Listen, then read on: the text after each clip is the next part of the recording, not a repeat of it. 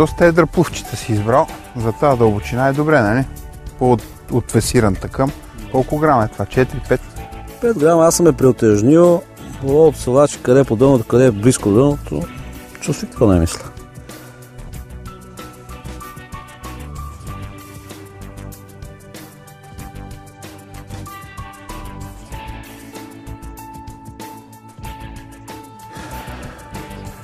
Общо взето, Валю си избира винаги места, на които има доста риба и му кълве често.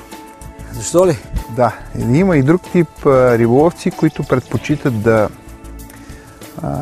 направят доста празни изтичания, но когато им клъвне риба, наистина да им клъвне трофейна риба.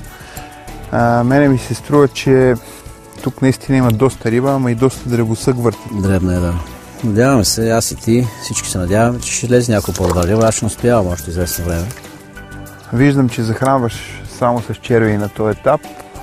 Да, така реших. Впоследствие вече може да експериментираме, да фърлим малко захранка. Да потърсим, да даде някой друг вид риба, някой скобар евентуално. Ако ги няма едрите кефали. Ако няма едрите кефали, да. Но като начало, жително само на черви ще ловиме, ще лова и очаквам да е нещо по-голямо. Ако не, ще експериментираме с захранка. За първи път съм на тази река, така лова по-сериозно. На местото, естествено, не ми от непознатите, но това, което ти така поразказа, Валю и така нататък, нямам някаква представа.